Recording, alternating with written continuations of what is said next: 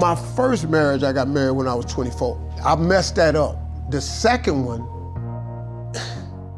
I need another drink. I just said I don't do two, but you got me in here now. All my life, been grinding all my life. Sacrifice, hustle paid the price. Want a slice, got to roll the dice, that's why. All my life, I've been grinding all my life. Look, all my life, been grinding all my life. Sacrifice, hustle paid the price. Want a slice, got to roll the dice, that's why. All my life, I've been grinding all my life. Hello, welcome to another edition of Club Shay Shay. I am your host, Shannon Sharpe. I'm also the proprietor of Club Shay Shay and the guy that's stopping by for conversation on a drink today. When we started Club Shay Shay, we told you we're going to try to bring you the biggest athletes, entertainers, and celebrities, and we think we've landed Moby Dick today. He's one of the most recognized and beloved global entertainers in the world, one of the most powerful voices in media. He's an Emmy Award-winning TV personality and talk show host, New York Times best-selling author, National Association of Broadcaster Hall of Famer. He has a star on the Hollywood Walk of Fame, a comedy legend, top-rated radio personality, popular game show and TV host, producer, actor, writer, fashion entrepreneur, media mogul, investor, motivational speaker, innovative business leader, active humanitarian and global philanthropist, a true Renaissance man, none other than the great Steve Harvey. Steve, all that. Best intro I've ever had. Did I leave anything off? I probably did, but don't worry about it. The card on is so big, Steve. The card on is so big. I know we're out of time. How you doing? Hey, man, I'm good. First of all, let me say this, man. I don't do a lot of podcasts. I've only done a few. But when you called, man, I had to do it because of all the people on television, your commentary, you're the one dude that thinks just like me. You ain't probably said nothing I ain't disagreed with. Nothing. I like your your honesty, your forwardness, man, that country-ass baritone, that you be mispronouncing words. It's me, you, and Perkins. Me, you, and Perkins ought to have a podcast. Talking about, yeah, they said it. Steve, I know you know health is wealth and you're doing the right thing. But would you grace me and have a drink with me? This is my own cognac. I actually do that. Don't worry about that. Pour that in there. I drink a little bit of yak. A little bit? Yeah, I ain't gonna be drunk. No. We're not gonna be drunk. No, we're not gonna be. Yeah, I ain't never been drunk before in my life, man. That's a good thing. Yeah, I've never had more than one drink. That's a good thing too. My brother. To all the success. Yeah. Thank you, bro. We're gonna send you here. We're gonna send you away with a bottle of this. Oh, that's smooth. Yeah, all we need now is a cigar. Yeah, that's all right. I appreciate it. No, that's pretty good, man. So how have you been? Man, I'm good, you know. Working on my health, man, most important thing right now. I'm good, man. I really can't. You know, I've entered a new phase. Okay. I was out the country recently, and I was kept talking to God about these deals, you know. And we get right to the edge, and we almost get there, something would happen. Then we'd almost get to another one, and something would happen. And then I just figured it out, man. God said, I want you to go home. And I came back out the country, and I just went home. He said, I know you're asking me for a lot of stuff, but I want you to just take a minute and look at everything I done gave you. Look at everything I done done for you. Now just let me know you all right, and then we'll go from there. Right. But I had to come home, man, for the past couple months and just look at all he done for me. I'm good. So you were thinking that because the deals weren't happening, God revealed to you, you need to go home and be thankful for what I've already given you instead of what you don't have right now. Because my focus was in what I was trying to make happen. And I was losing sight of what had already happened. Right. And if you want more, you got to be grateful for what you have. But I was so busy wanting the more, I forgot to focus and take a look at what he'd already done. Right. I came home, man. I went home, sat around my house for a while, went down to my ranch, did some fishing. I looked at all that space and stuff, and all of a sudden I realized, I said, man, I'm really good. Right. I forgot. Okay, God, I see what you were saying. Right. Yeah, he'll give you some more. But would you mind? What you have. Would you just please please be a little bit appreciative of what I've already done. So you mentioned your health as well. And I see you, I follow you, and I see you exercising. I see you eating right. What was the turning point that you said, you know what, I'm healthy, but I believe I can do better. I can be more healthy. Well, you know, man, I had a couple of health issues, man, that I discovered. You know, I'm 66, man, so I got to looking around, man, and I had high blood. I had this thing called Sjogren's, which is an immune disorder.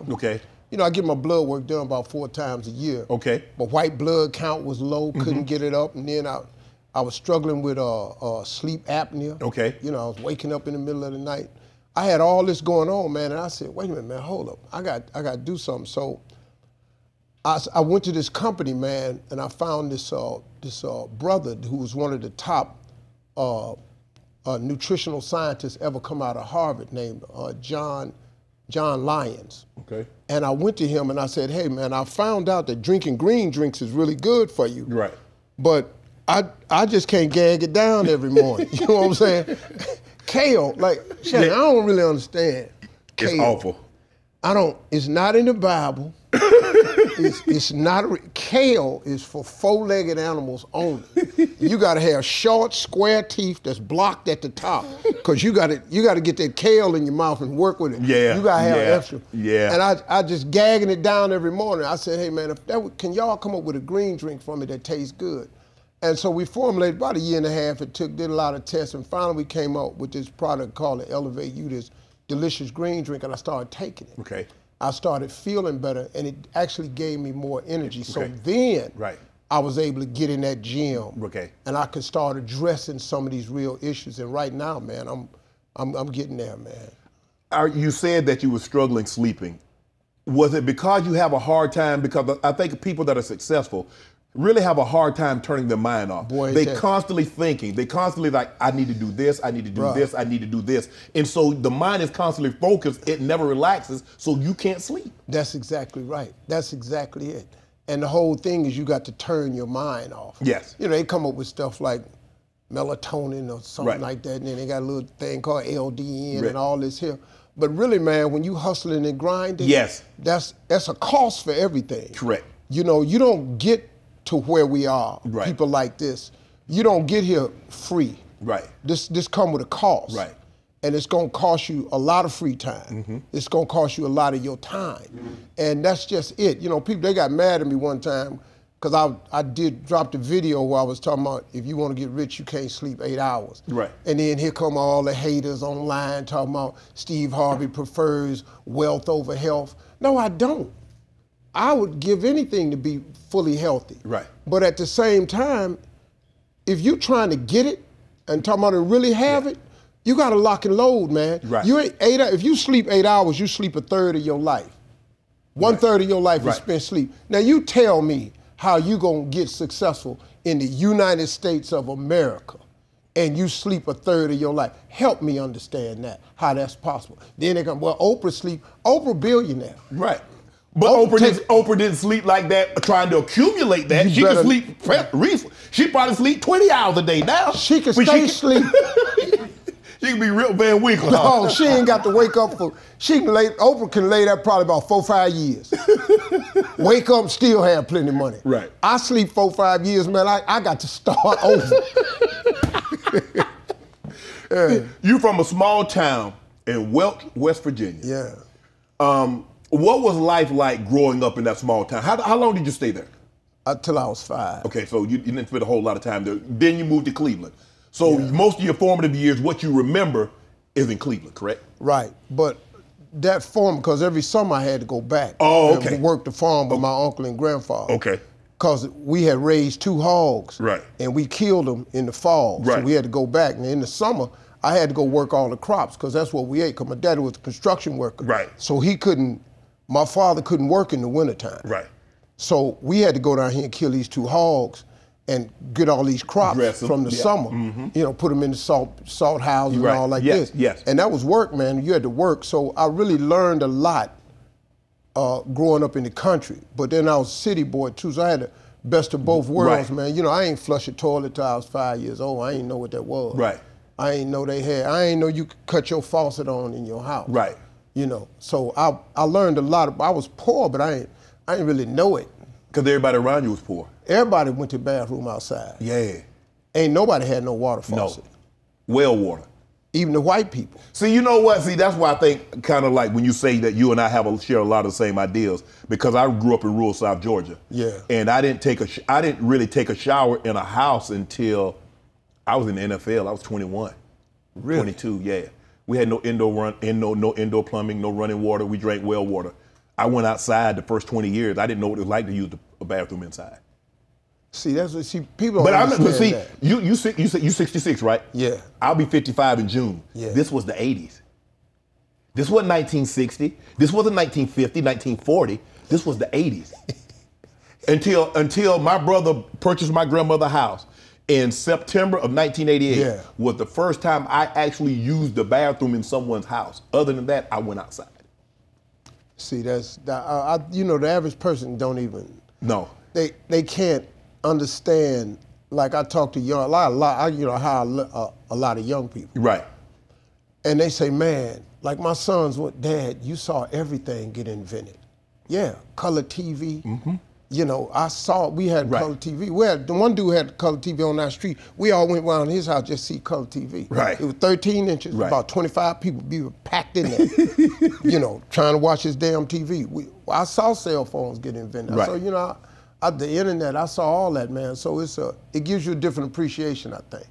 You said that you had a speech impediment when you were growing up, and that you had a teacher that said you weren't going to make it because you stuttered. Yeah. And there's someone in your community, someone in the deli that says, slow down, say what you want to, you know, take 3, and then start over again. How did that make you feel when you like, she crushed I'm a kid and she already crushed my dream. She's a teacher. Yes, she's supposed to lift you. This dream killing heifer. You know, I said, what kind of, you know, I'm sitting in front of the class. Because we had to write an assignment, what you want to be when you grow up. Okay. The first day of school. Right. 6th grade. And I write, I want to be on TV. She called everybody's name, had them stand up, then she made me come to the front. I go to the front, I think I'm finna get a gold star. I got the best answer in here. Right. Because I knew all my answers was better. Because Lonnie Cage had wrote on his paper, he wanted to be a doctor. His ass couldn't even read in the reading group. So I don't know how Lonnie gonna be no damn doctor. This has got to be.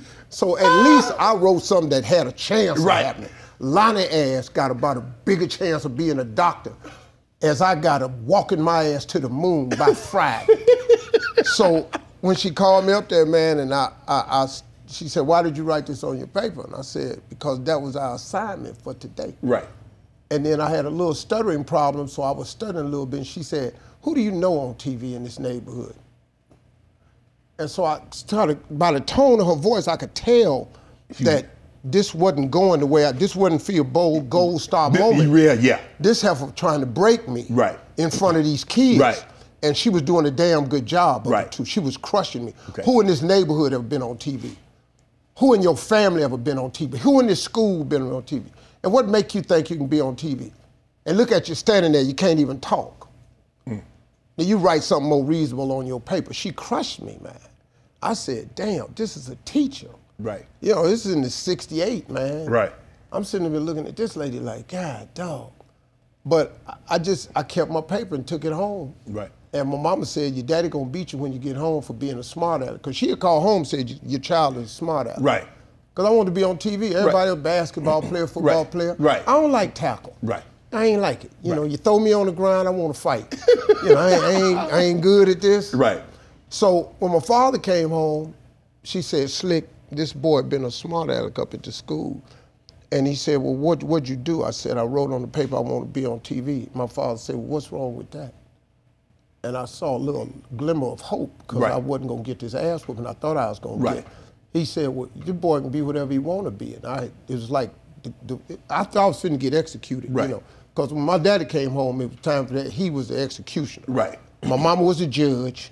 She handed down the sentence. My daddy was the executioner at the house. So I'm finna get executed. And being when he said that, the red phone rang from the governor's office. You got a reprieve. That was a reprieve. And he said, you don't worry about that. You keep that paper and you read your paper every morning, every night. And I did that. I kept that paper till I was about 27 years old. And then I got in comedy at 27. I didn't get on TV till I was 38 years old. Wow. So So in school, were you a good student in school? I don't know. You paused too long with that one. Yeah, I was trying to figure out I was there. I had perfect attendance. Because missing school I would get murdered. Right. My father, mom, they didn't play that. But you had to work. If you missed school, they put you in the field. You wasn't sick. You couldn't stay home because you were sick. You had to work. Sick? Yeah, you had to work. What do you mean you sick? Get your ass up to school and learn yourself something. Right. I couldn't be sick. Right. Went to school, wasn't a good student, man, because I just wasn't interested. Right. Man. Were you a class clown? Not at all. Not at So, all. because a lot of times, Steve, you know how it is. They call it bullying. We call it picking. Oh, he picking at such and such. Did kids pick at you because you had this speech problem? I had a stuttering problem. You can't have a stuttering problem at no public school in Cleveland. Oh, man. And then big lip boy with some stuttering problem. I come in the room and they have my silhouette on the chalkboard. They have my nose and then my lips would go all the way to the other end of the chalkboard. And they say, Steve, guess who that is? I know who the hell it is. And and then they talk to me and they go, look, listen, t. So I took a speech impediment, a speech therapist came. Right. And that's when I knew I was in trouble, because speech therapists, for people who stutter, they've never stuttered, so Right. they can't fix a stutter. Right. So they give you these dumbass, The drills? yeah, avoid words with PR in it. Right. Avoid words with ST in it. My name's Steve. Lady, where we going with this now? So now I gotta avoid my own damn name. Right. Now I'm sitting here, man, trying to. What's your name? And man, it was just a disaster, man. I got picked on a lot, but that's why I started my wit at, because I had to develop comeback. Yeah, you had to get them because up I off was you. the target all day. Right. And so when we went to the basketball court, and that's the one game I could play was hoops. Right. Because I had hops. I was real thin, but Lord have mercy, I could fly. Okay. But I would go to the court and stand behind the chain link fence. And I'd be talking so much trash, I would put my lips up against the chain link fence and nothing be out there on the court but my lips. And I'd be talking much trash, man. Right. And everybody be dying laughing. And that's when I learned my first lesson of how to study the room. I was talking about this dude so bad one time, he got tired of me. And he said, hey, little man, keep on. I'm gonna hurt you.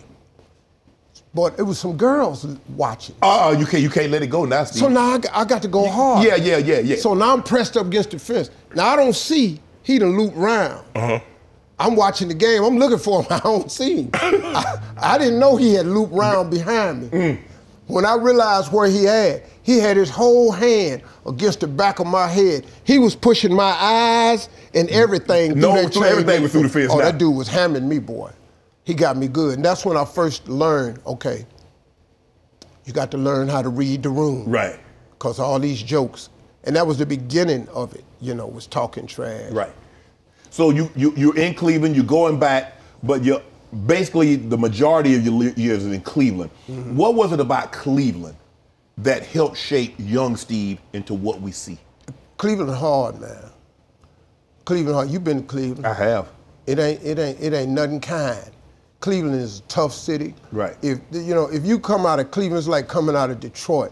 If you come out of Cleveland, you can make it. Right. You look at the dudes like Arsenio Hall, right. Drew Carey, cats like that, come from Cleveland, man. Arsenio's daddy was a minister over there because he went to John Adams, I went to Glenville. We both went to Kent State. Okay. And it's just a hard place, man. It was a lot of gangs, but it wasn't gangs like today. Everybody was in a gang because we had to cover each other when we walked to school. Right. So we was, the Jets. And we had to cross Pee Wee Marquis, the Delamore's, the Devil Disciples, Lord Noble Prophets. We had to cross their territory to go to school. Right. So it was a track meet. Right. All the way to school and all the way back. And you had to have your dudes with you. And then, we ride our bikes down to Edgewater Park and fight on Saturdays at the church parking lot. You bring 6, I'm gonna bring 6. Now if you bring 6, you stupid. Because I'm gonna bring 9, 10. Whatever the agreed number was. It ain't gonna be that. I padded it. Right. We go down there, so everybody in my neighborhood had hands. Right. We threw hands, man. Everybody could box. That's what got me in Golden Gloves, all like that. And it was just my father's rigid upbringing, man, about manhood. Do what you say you're gonna do. Be honorable, be tough, and never quit. And then my mama was a Sunday school teacher. Okay. So that combination of faith and my daddy's work ethic and manhood combined, my mama was never prayed, boy, pray. Right. Go to church. Love the Lord. The Lord ain't gonna leave you. That my mama just ingrained. Did you understand that what she was saying when you were that young? Because a lot of times you don't realize what they're saying is so impactful until you're much, much older and they're gone. Of course not. I didn't get it. I thought all this going to church, why are we in here? Right. Monday night prayer meeting, Tuesday night Bible study, Wednesday night crowd. Practice. What we doing? You know, I got so sick of, I was so sick of going to church. I asked my big brother one time, I said, hey man, let me ask you something. How hot is hell? Because if he could have gave me a number that I could work with, like 126, I was just gonna go to hell. Right. Cause dog, I ain't on the sports teams or nothing, cause I'm at church all the time. Right. But I didn't get it. I didn't really get it until I was homeless. I didn't really get it. And everything she said to me, I heard it over and over and over and over and over. But as you right, as a child, nah, man, I didn't get it. I ain't see it. You say you went to Kent State. Why did you go? And you said about the guy that was saying that he wanted to be a doctor. You had told me that you weren't a good student. No. Why would you go to college if you're not a good student? Hey man, tell you the truth, my best friend, Ricardo, I heard he was going to Kent State. I didn't even apply for college. But see, Kent was where they had killed the 4 kids. Right. The National Guard. Yeah. So a lot of blacks quit going to college down there. Right. So they had this thing called Cleveland Scholarship Program that would give you free room and board if you went to Kent State. So he had signed up for that program. So when I found out he was going, I had no ambition of going to college. It never crossed my mind. I was going to work construction with my daddy, just like my 2 brothers. That's why I was going to be a construction worker. Right.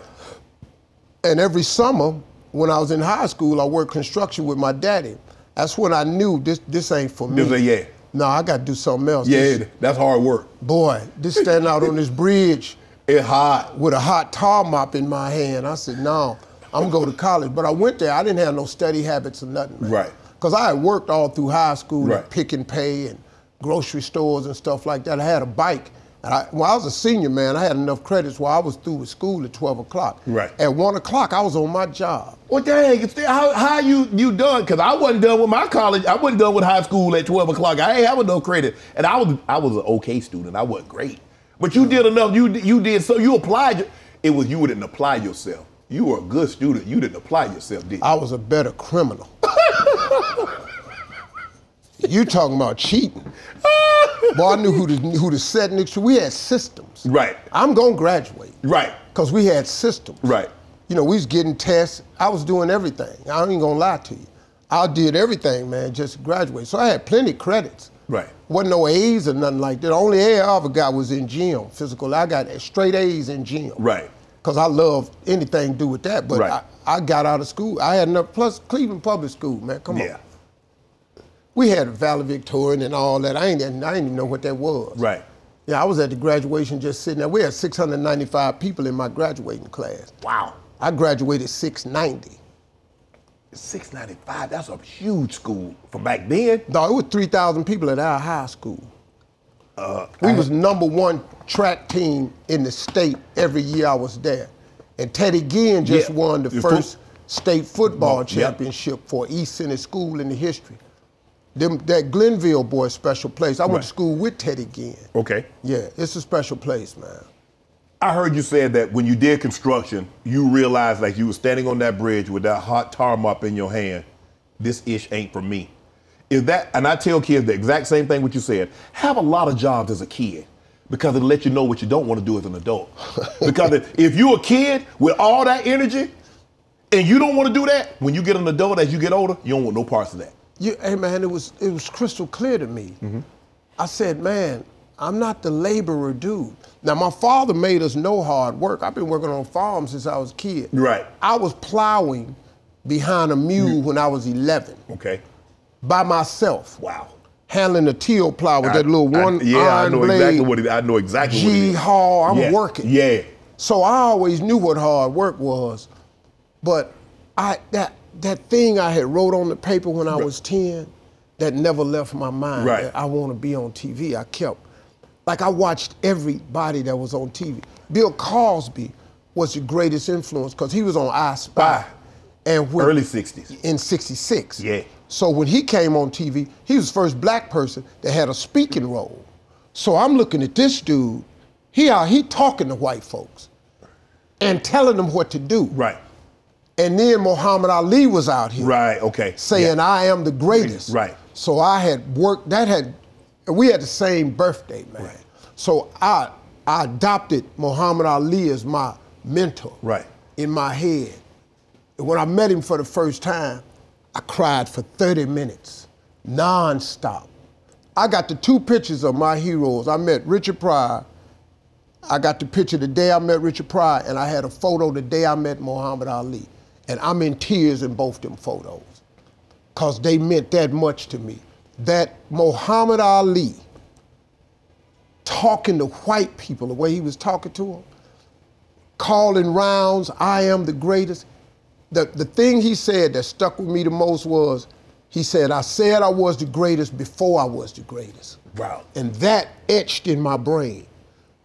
So that's what taught me to manifest things before it happens, I would say all the time. And so those were the 2 greatest influences in my life, man, that pushed me to want to follow that dream and pursue it, you know. You didn't know what you wanted to be on television. You just wanted to be on TV. I had no idea. Okay. I didn't even think it was comedy. I knew I was quick-witted as a child because my mama used to take me to church on Friday nights to get me prayed for, because there's something wrong with this boy. Because this boy just say whatever on his mind. Right. I couldn't cut it off, Shannon. Right. If you said something to me, I said something back. Right. And what I had to say was pretty sharp. Right. And I got a lot of ass whoopings for that. I got put in the principal's office for that a lot of times. I just couldn't cut it off. My mama thought something was wrong with me. I didn't know that was my gift. Right. But I didn't know how to harness it. I didn't know how to work it, man. And I was just firing it off. It took me until I went to Kent State and a girl named Ida Washington, who married one of my best friends named Wayne Knowles. When I was a freshman, she was a sophomore. She sat me down, she said, Steve, can I talk to you? I said, yeah. She said, why did you come to college? Would you say, good question? Yeah. I said, I don't know. It's free. She said, you don't belong here. Wow. She said, you wasting your time. She said, you don't even belong here. She said, you don't know it, but you're gonna be a star one day. Wow. And I went, what? She was the first person that ever told me that. I was a freshman sitting there going, that sounds good, I want that, but I have no concept of how to make it happen. And then, as a freshman, I heard Richard Pryor album. I was listening to Want It. And then I went and got everything Cosby did, everything Pryor did, and then in 1976, Pryor came out with Bicentennial Nigga. And that album, I memorized everything. Everything. Every joke he said on the album? Everything. So when the dudes was in the room getting high, I'd get a chair, stand up in the chair, do Pryor, do Cosby, I'd do stuff I had written. But I still didn't know it was comedy at that time. So when did you start writing jokes? Okay, you fell in love with Pryor, you fell in love with Cosby, you know what they did. So when did you start writing jokes and started morphing and moving in that direction? Well, it was by accident really, because a comedian named A.J. Jamal was a friend of mine. And he worked at IBM and I worked at General Electric. And he was doing comedy, but I didn't know what that was. And he would come to me and say, hey man, I wrote this joke, what you think? Because he knew I was funny. Right. And so I would correct it. I would say, no man, say this, this, and this. Right. And he would give me $10 every time I gave him a joke. So I'd make an extra $40 a week. Right. You know, I'm going like, it's 1980, man.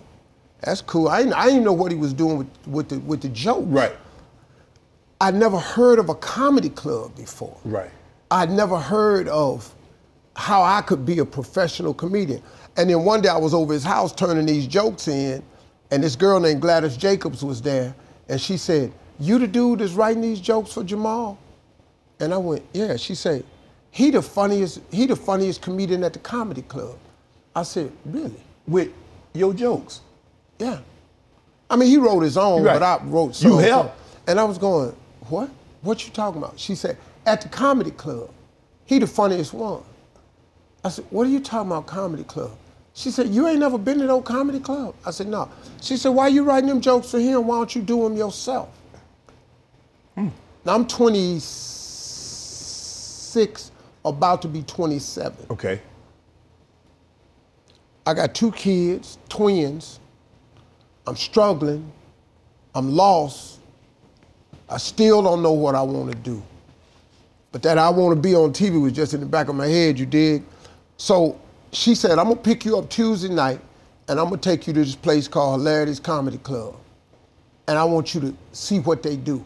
So I went down there, she picked me up, we rode 40 minutes down to Hilarity's. Is it in Cleveland? Where is this now? It's in Akron, Ohio. Akron, Ohio. Cuyahoga Falls, okay. Ohio. Okay. Right between Cleveland and Akron. Gotcha. Now that's down there right by Kent State too. Okay, yeah. I go in and she say, sign up for next week. So I sign up, I don't even know what I'm doing. And I'm sitting down there and I'm watching these comedians go up. And it's 10 of them, it's amateur night. Right. And I'm not laughing. She said, why you not laughing? Because I'm rewriting all these jokes. Oh, okay. I'm just not, I'm sitting there going, man, he should have said this, he should have said that. And finally got to number 10 and they call this guy's name and he ain't there. And they call his name again and he ain't there. And they said, well, he's not here.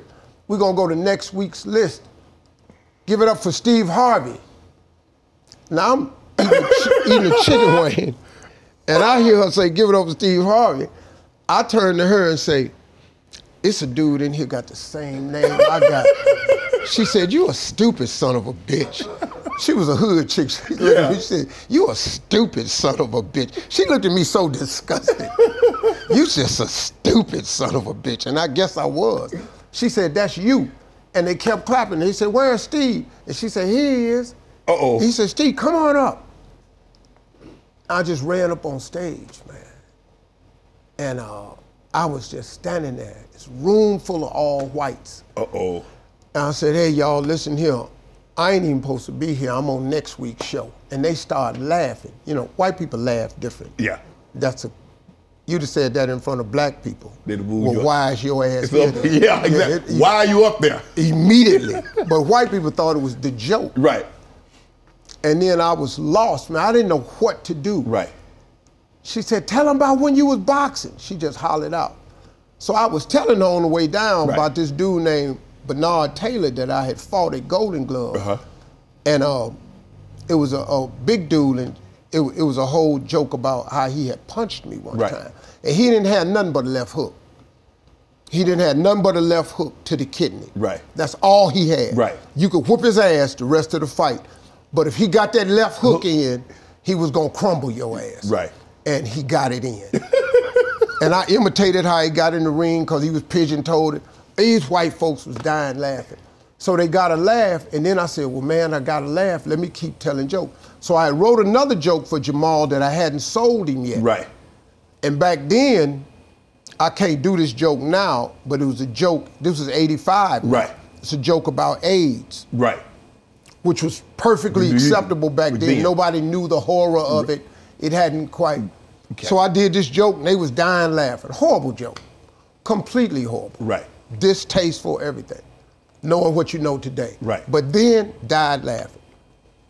I walk off stage, they bring all 10 of us back up. They have a clap off. I win the clap off. I win $50. You hooked. an agent came up to me and said, man, how long you been doing this? You've been at this about 3 years, huh? I said, yeah. Yeah. I looked right at him and lied. I ain't had no problem. I got the $50. I'm driving home 40 minutes. I'm crying the entire ride home. Right. Gladys looking at me, she said, what you crying for? It ain't but $50. Right. I said, you don't understand. Right. I went to work the next day and quit my job with $50. So that was the moment that you said, okay, this is what I want to do with my life. I got nothing else. This was the brightest light bulb ever came on for me. That light bulb had never switched on better for me at nothing. Lincoln Electric, General Electric, carpet cleaning, rib joint, Amway products, Shackley products, Dick Gregory Bohemian Dye, A.L. Williams Insurance, Commonwealth Insurance. I had all these jobs. Right. The light bulb went off. I was born that night. And I went to work the next day and quit my job. Came home and told my mama I quit my job. She tried to talk me back into it, told my brothers. They said, man, you crazy. Created a lot of problems with my ex-wife. That wasn't her fault, man, that was me. I shouldn't have been nobody's husband at 24. I made a lot of mistakes, right? But I told my father, and my father again said, well, boy, if you think you can make it, go ahead. And so that was it, I struck out.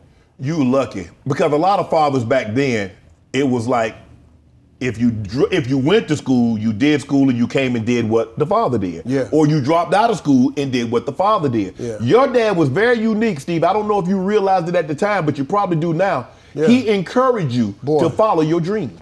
Because my daddy was funny, man.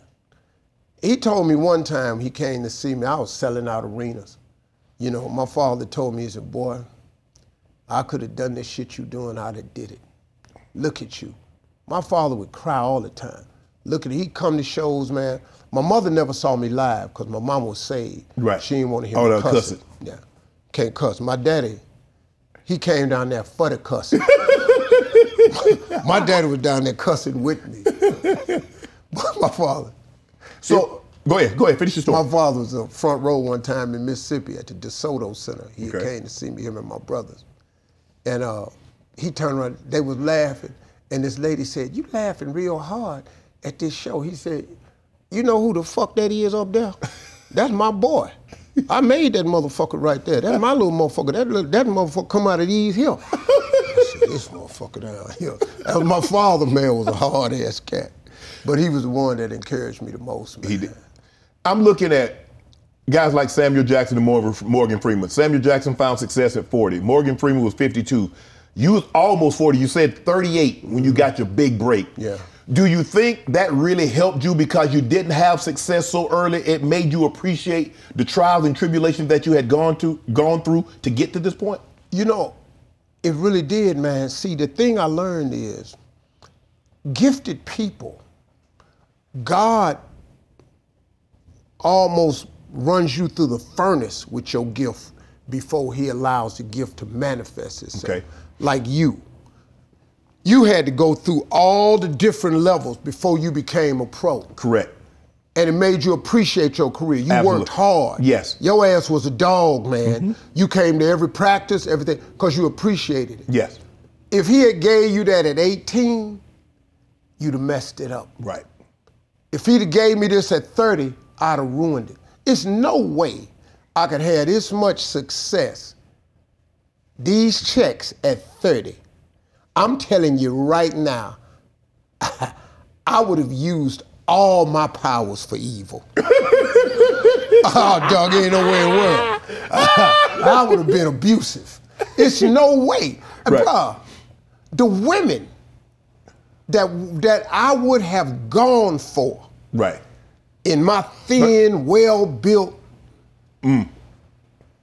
broke-ass life, if I had any money to go with that, if I could have got the haircut I could afford to get later on, Right. if I could afford the wardrobe I could afford then, oh, Lord have mercy. I would have ruined it. I would have taken it and thrown it out the window. But he shaped me. He took all these years to gather me. He let me live in that car a little over 3 years. Right. Now, I had learned the lesson when I was homeless. I was good. Right. And I told him, I said, hey, God, I'm good, you know, I got it. I don't know what you're trying to tell me, but trust me, I got it. It's working. Said, Whatever no. you try to tell me, you got my undivided attention. Yeah, but he said, no, a little bit longer. Yeah, I gotta keep you in this furnace a little bit more. When you're living in the car, besides obviously you're living in a car, but what's your lowest? What you like, damn, where did I go wrong? Should I have done this? Should I have said, where did I go wrong? What's your lowest? Pensacola, Florida. You know, I used to park my car in like expensive parking lots, like Ritz, Carlton, you know, stuff like that, you know, high-end hotels. Right. Because they had the bathrooms, they had linen towels in the basket, and they had the bathroom doors that went all the way to the floor. Right. So I would take them linen baskets and run hot water over the whole basket and get some soap and go in there and shut the door, and I'd lather up and shower. Right. And then I wait till I don't hear nobody. I go out there and get another basket, wet it all up, and come and get all the soap off of it. Right. One time, man, I was catching it real bad, man, you know. I was in Pensacola, Florida, and I went into this bathroom and I got this soap and I lathered up. But there was a convention and they had let out, and so it was just men coming in the bathroom continuously. So I couldn't get back out there to get to fresh cloths. Right. So I set the toilet lid down and that soap just dried on me. And I was sitting there, man, and just tears. I said, man, look at my life. I'm washing up in bathrooms. I've been taking baths and washing up at rest stops and gas stations. I'm going home, man. I quit. This is enough. I'm gonna go home, call my daddy, ask him, because my father had a simple rule: once you leave here, don't come. You don't. You can't come back. So I said, let me call home, ask him, can I just come home for 6 months, find me another job? I'm in my 30s now, man, and see if I can start over.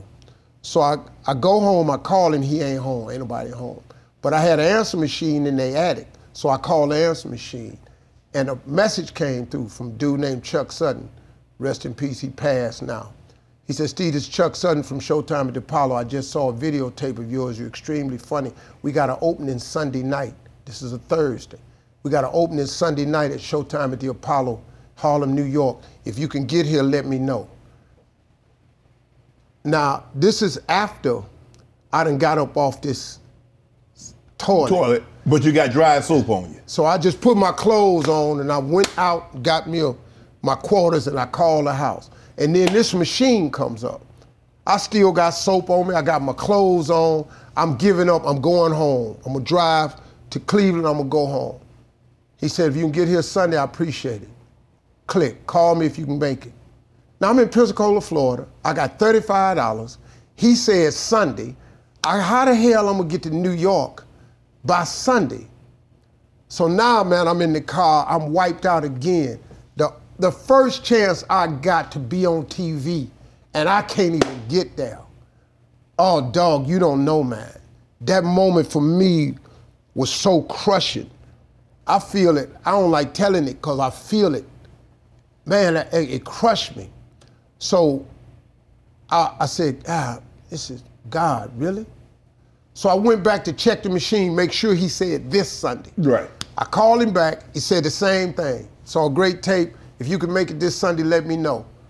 And when I got ready to hang up, boop, it beeped again. Now this time it didn't beep before, but another beep came through, so that means another message. Says, Steve Harvey, this Tom Sober from the Comedy Caravan. I don't know where you are, but I got an opening tomorrow night in Jacksonville, Florida at the Punchline on Bay Meadows Boulevard. If you can get there, I got 150 for you. I called Tom, I said, hey man, I'm in Pensacola. I can make it. Friday night, I went and made the $150. I was so funny, he fired the guy whose place I was taking and said, if you do a Saturday night, I'll give you another 150. Saturday morning, I called Showtime at the Apollo, asked Chuck, I said, hey man, is that thing still open for Sunday? He said, sure it is for you. I said, I'll be there Sunday. I performed Sunday night, now I got $300. Eastern Airlines was open then. I got a $99 ticket, flew all the way to Harlem, New York, everything I had in 2 bags. Went to the Harlem, New York, 2 o'clock in the afternoon. They said, you can't come in here till 6. I said, man, I ain't got nowhere to go. Just let me, I'll go upstairs, I won't move. Security let me go upstairs. I asked him, could I go get some chicken 4 hours later? He said, man, I told your ass you can't go nowhere. You know, this Harlem, they don't play. I said, man, I just got to give me something to eat. He said, if you ain't back in 20 minutes, this door lock. I got back in 20 minutes. 6 o'clock came, all the comedians on the 6th floor. I meet a dude named Dwayne Johnson, not The Rock, a dude named Dwayne Johnson. I met a dude named D.L. Hughley. I met another dude named Jamie Foxx. Wow. This 1991, 92. We looking at each other, man. I had never heard of them. They had never heard of me. I saw a couple pictures in comedy club. That was it. I met them. We started going on stage with 6 comedians that night. All of them got booed off. But when they started booing Jamie, Jamie ass started singing. And they won their ass back. I had never seen that. I had never seen the Apollo audience stop booing before. Jamie Foxx started singing. I said, man, who is this dude right here? And then he went back to the jokes and they got his ass. Now I'm last. Now imagine this, man. I'm sitting there, man. I mean, I can't. I'm shaking. Nervous. I'm scared to death. Yeah. Ladies and gentlemen, Cleveland, Ohio, Steve Harvey. I went out there, I had just wrote this joke about Mike Tyson getting in a fight with Mitch Green. Yeah. And Mitch Green was talking and then the eye took over. Right. And I had just wrote that joke, and I did it for the first time on Showtime at Apollo. Them black folks tore that place up, hollering, laughing. I got standing ovation, walked off. 2 weeks later, they said, would you come back again? I went back. 2 weeks later, they said, Mark Curry's missing. Would you do us a favor and host Amateur Night? Steve Harvey went and hosted Amateur Night. I've been on TV ever since, man. Ever since. Did you know, like when you told that joke, the Mitch Green joke, and they invited you back, did you know, I'm here to stay? It was no way I was going back. I was so ready the second time. I wrote a set the second time that I thought was funnier than that. They was just waiting on that Mitch Green joke. Right. I put a plastic shower cap on my head. I was doing this thing about why they always go get the black dude at the fire with the shower cap on to explain what happened. Right. They laughed at that, but they were waiting on that eye joke. Do the eye. No problem. Let me get that. I moved that eye joke right on up. Right. I did that eye joke again. They ass fell out again. And that was it, man. And then Chuck Sutton said, hey, man, it's between you and a few other people. We're considering making you the permanent host of Amateur Night. I did that for 1 year. I was so good, they said, hey man, would you host the entire show? And I said, yeah, but I said under one condition, you had to get rid of all the warm-up acts. I'll stay out here on this stage and keep the crowd warm between acts and everything. And they let me do it. Because Apollo was a dangerous place, man. Yeah. The first year I had a warm-up act, he would go out there and they would get pissed. I would hear them booing and stuff. Now I got to go back out here and resurrect this dead-ass crowd, right? So I just started doing it all myself. And I stayed on TV, man. So, we're going to get back to that. Is that kind of why you do the way you do at Family Feud? Bro. Because I noticed, like I said, I haven't seen a whole lot of behind the scenes, but it's like you impart life lessons on the audience. That's comes from when I was homeless. I was so distraught at one point, I cut a deal with God. I said, God, if you let me make it when I get there, I'm gonna tell everybody who it was, and I'm gonna tell him about you. So whenever we go to commercial break, I try to give people that come see me, instead of a laugh, I try to give them something. Right. Just something. I'm old enough, man, that I done a lot. I try to give them something. And at the end of the show, everybody called it church. I had this moment. Now at the end of the show, it's just all about the creator and what he's done and how you can have a relationship with him and stuff, you know. And like, I I ain't no minister, you understand? At best, I'm entry level. I've been practicing entry level Christianity for a long time. Right. Because I found out I didn't do good at advanced Christianity. Ain't no need of me doing that. I'll still slap you. You understand? You can't get up in my face but for so long. Right. I still cuss, I shoot dice, I drink a little cognac, I smoke cigars, and I gamble. Now, I don't think that's all Christian-like, but when I'm in Vegas, you know, I'm trying to win my ties, so. Now, when you tell the Lord, hey, I'm trying to win or something, Lord. That 10% is strong. My 10% is strong, dog. Right. So I try to shake them loose. Right. A little bit.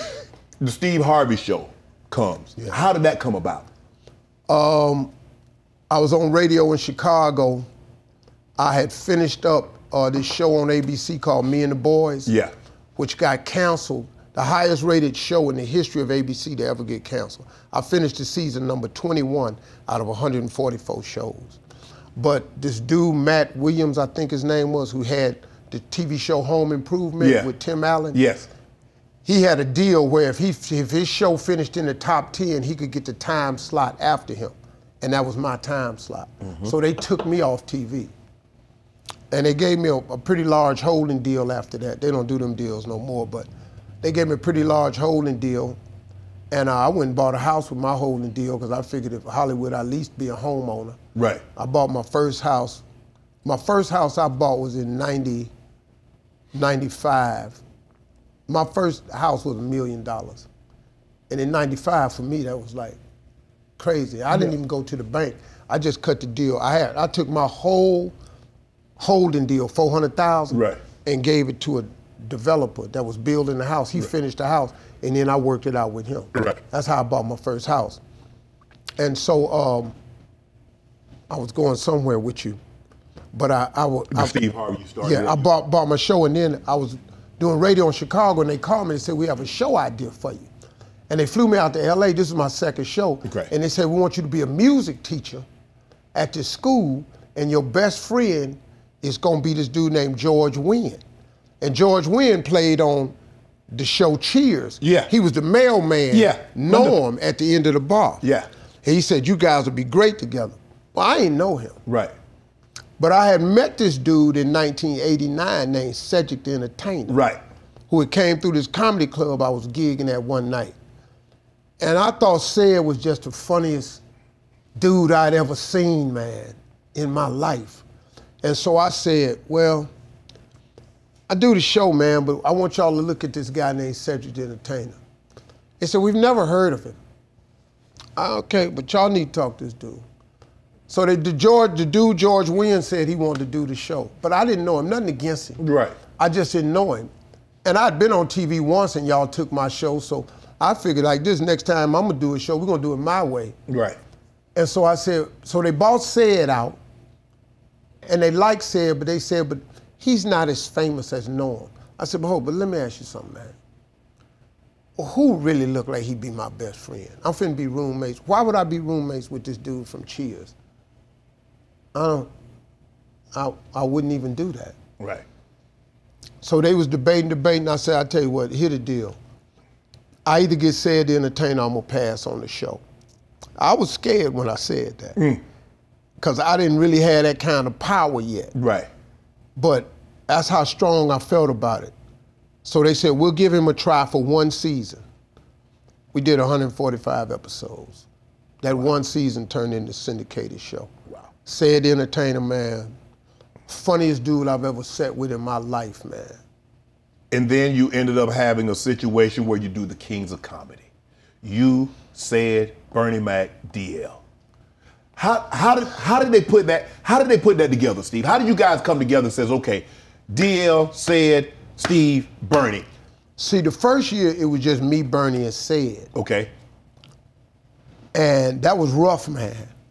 And this kid came up to us named Walter Latham, 26 years old, and said, hey, man, I want to create this thing called the Original Kings of Comedy, and I want y'all three to be it, and we only gonna do basketball arenas.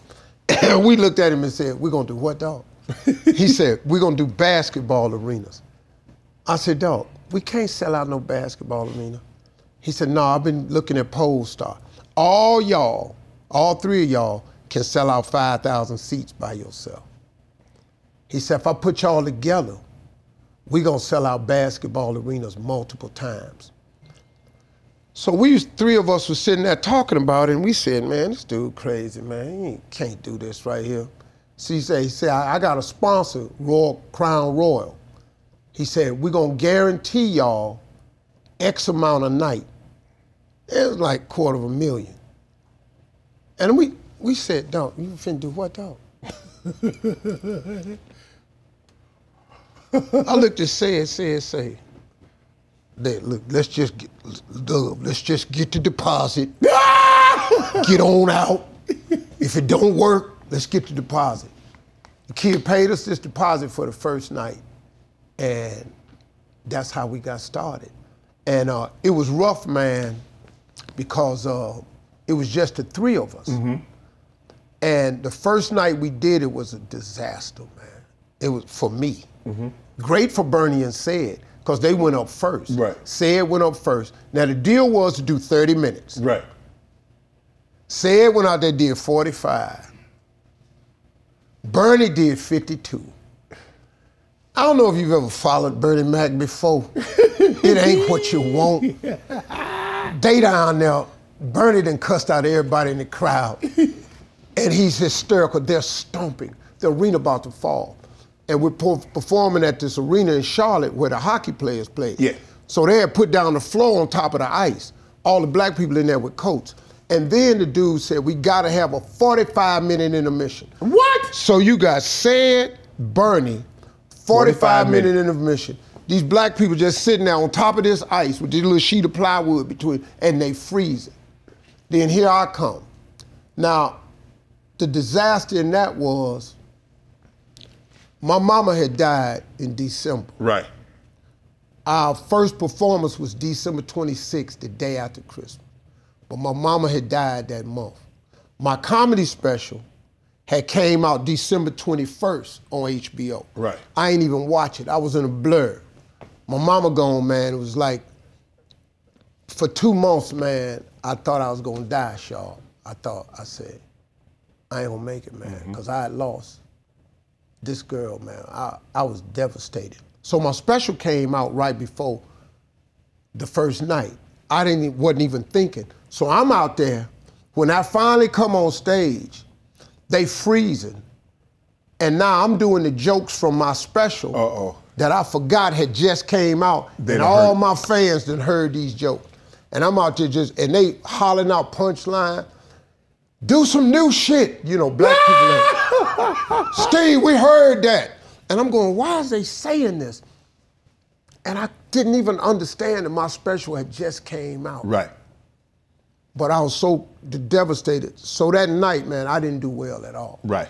The next morning, this comedian on the radio asked him, we driving to the airport, Steve Harvey don't deserve to be no king. I don't know how he on the show. He wasn't shit. He on the radio just eating my ass alive. And I'm hearing this going to the airport. Now, I done stayed up all night. I ain't had no sleep. Because I just had a horrible night. Right. Now I'm writing. Because then I finally realized they was repeating my special. So I'm writing all night. I ain't even go to bed. I stayed up. I sat on the plane writing. I got in Kansas City. I wrote all the way up to showtime. I've been up all night, man, getting old jokes, reworking them, putting them together. Came up with a whole new set. Next night, Kansas City. Now we arguing now. Me and the bros is arguing, because I'm saying, bros, 30, 30, 30, right. 90 minutes. Y'all got to help me. 40, 48, 15-minute intermission, here I come. That night I got a standing ovation. I had redeemed myself. Right. And so the first year was rough, because I wanted to switch up sometimes. Right. You know, we all kings. Right. You wanted to go first, maybe go first sometime, man, go in the middle. Hey man, let me sit in the rocking chair. Right. Let me be second. Right. Bernie sat in the rocking chair. And I went, man, because you got Said warm them up, Bernie in the rocking chair. You closing behind these dudes is rough. So that's where we had our little... Is that where you and Bernie butted heads? That was our only odds. That was our only odds. Because man, y'all got to give me a chance to win too. And they ain't never want to switch. So the whole year, we did that. And then we brought in Guy Torrey, and Guy Torrey hosted the show. Next year, he added DL. Now we got a problem. We can't have 4 acts, because who gonna go last now? So the argument was, Steve, you going last again. I'm going, hell no. No. No, man, we all getting the same check. Dog, I'm out here working. It's hard to follow. Now I got to follow DL, Said, and Bernie. Bernie by himself. Mac, yeah. Mac was he was, of all of us, man, he was that boy could put some pressure on you. So I said, I'll tell you what I'll do. So then Walter said, well, why don't one of y'all host the show? Ain't nobody want to be the MC. My hand was shot straight up. I got it. I'm hosting. Because that, for me, was cool. I make it like it's my show. I bring everybody out, lay it out like that. And then they switch up. Whenever we did St. Louis, Said would close. Whenever we did LA, DL closed. When we did Chicago, Bernie closed. You know, everybody moved it around. Right. And then we settled in, and then the Kings was really born at that moment. But we toured for 3 years, man, and nobody but black people heard of us. There wasn't a white person in the crowd for 3 straight years. Wow. Never did an article. We just did black radio. We sold out the MCI Center 4 times, 2 weekends in a row, 64,000. We sold out the Georgia Dome, 44,000. We sold out the United Center 6 times. Thought we was walking through this country. Then a dude in USA Today, black dude, came and did an article on us. And that was it.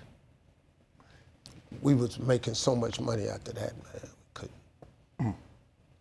What happened? Why did it end?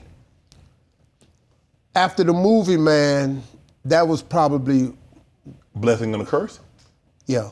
The 4 of us. It was the largest comedy movie ever in the history. It was the largest comedy tour in the history. But these white boys came along called Blue Collar Comedy Tour. It was Larry the Cable Guy, Jeff Foxworthy, Ron White, and Bill Engvall. And they said, we gonna show them kings who the real kings is. So they came out with the Blue Collar Comedy Tour. They couldn't fuck with us. They wasn't even close. They wasn't even, Pole Star came out, Kings was kicking their ass. We was filling up buildings, man. And they thought, like, I don't think Fox was in that, but Bill Engvall had said, we're gonna show them what the Kings really look like. And they started selling tickets, but they couldn't compete with us, man. The Kings of Comedy and plus we was that other kind of funny. We was tear your mouth out funny. You get up out your chair, your asshole still in the seat. You know, that type of shit was happening. Because when black people laugh, they get up and run to the back of the room. Boy, you can't get me. Dog, they slap you back. Break shit off the concession stand. Take all the popcorn. The black people, they was letting us have it, man.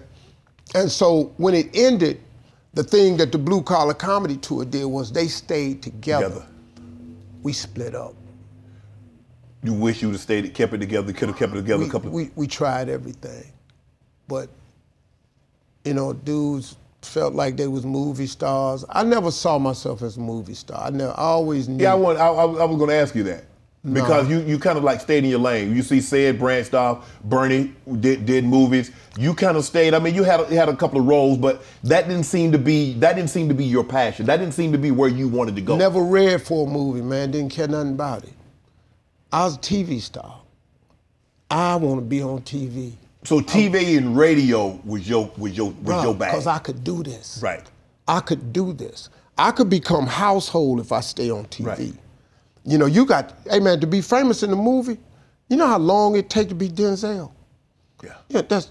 Denzel been at this a while. I remember him in Glory, because they filmed Glory in Savannah, if I'm not mistaken. So that was like 85, 86. He was a gangster though. This dude, you believed him. I can only play me. See, let me just do TV.